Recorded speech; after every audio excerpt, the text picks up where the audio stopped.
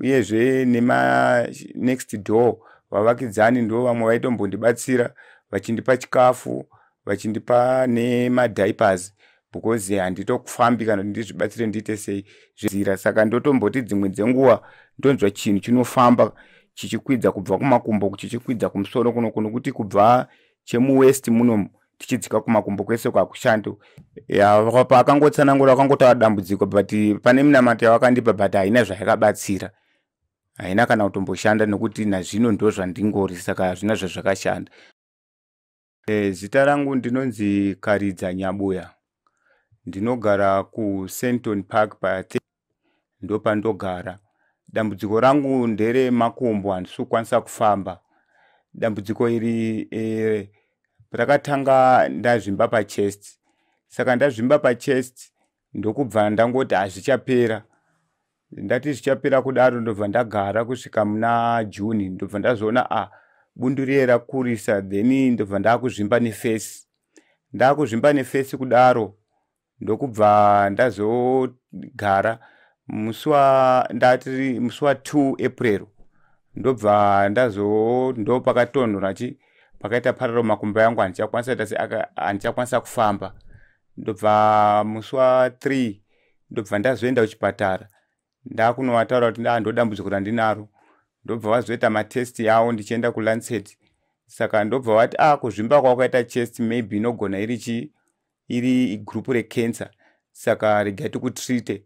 Then ndobva ndatreatwa ndikati manje inini handisi kukwanisa kufamba, makumbo angu ari parallel, saka ndoita sei? Saka ndobva nditi regai timbokubaya mainjection echemotherapy, kana apera maybe zvinogona kuchinja, but hapana kuchinja kwakazvakaita. Ndikatombopiwa mainjection emusana, hapana kuchinja kwazvakaita. Saka izvezvi ndatova ne8 months ndisiri kukwanisa kufamba, zvokuti dambudziko kukura kwarakaita izvezvi kana kuenda kutoilet kuita sei kuzvibatsira chaiko mhuri yangu ndiyo inotondibatsira. Uyezve nema next door vavakidzani ndo vamwe vaitombondibatsira vachindipa chikafu, vachindipa nemadiapers because handitokufambi kana ndizvibatsire ndiite sei zvese ndoda kutoita sei kutoitirwa. Then pandakabaya mainjection yacho iyayo ndakaita problem yoti first injection mushonga wacho hauna kupinda mutsinga, wakapinda munyama. Ndobva ndaita maronda paruoko rekuleft, izvo zviroko rakatoremara harichatamuki, rakungoramba rakaita rakatongogonya. Saka ndaikumbirawo kumhuri yeZimbabwe kuti dai makwanisa mandibatsirawo, kana ndikawana wheelchair, kana mukandibatsirawo nemari kuti ndikwanise kuita project yekuchengeta huku, ndikwanise kuchengeta vana.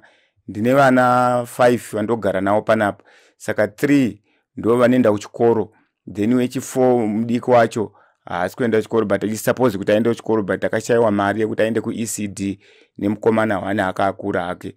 Saka vana ivava vanofanira kuenda kuchikoro izvozvo vanotova ne3 terms dzavasina kubhadhara maschool fees vari kutongodzorwa. Saka ndaingokumbirawo kuti mukandibatsirawo waidza nemari kana vana vangu vaende kuchikoro, ininiwo ndione kubatsirikanawo nemhuri yangu, nokuti dambudziko iri pandai ndichienda kuchechi kwandainamata vakabva vanditsanangurira kuti makumbo kune veukama vakakuita se vakagadzira. Saka ndotomboti dzimwe dzenguva ndonzwa chinhu chinofamba chichikwidza kubva kumakumbo chichikwidza kumusoro kuno kuti kubva chemuwest muno tichidzika kumakumbo kwese kwakushando. Saka ndokunofamba chinhu chese. Saka kumachechi kwandandichienda kumasowe vakanditi zvoni maybe infact vakatoti pane ukama wakukushandisa. Saka pane ukama wakukushandisa ivavo vane nyoka vakushandisa, saka ndo iri kukufamba famba iri kukonzera kuti usaite se usakwanise kufamba. Saka ndaikumbirawo kana kune vanogonawo aidha vanoita kana zvemushonga kana zvechiprofita kuti vakwanise kundibvisawo zvake zvikuita se zvikundishungurudza kumakumbo kuti ndikwanise kuriritira mhuri yangu.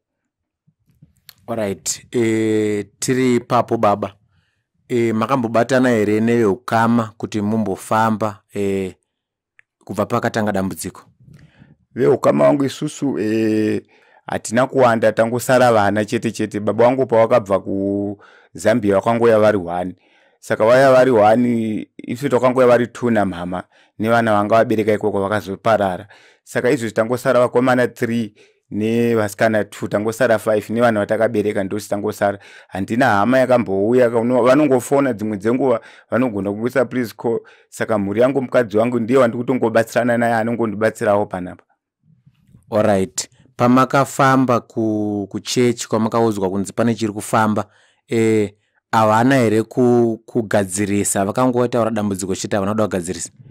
Ya pakangotsanangura vakangotaura dambudziko but pane minamato yavakandipa but haina zvayakabatsira, haina kana kutomboshanda nekuti nazvino ndo zvandingori, saka hazvina zvazvakashanda. Asi vakangotaura kuti kune nyoka yawakasairirwa yauri kufamba iwewe ikuita kuti ushandiswe neukama wako.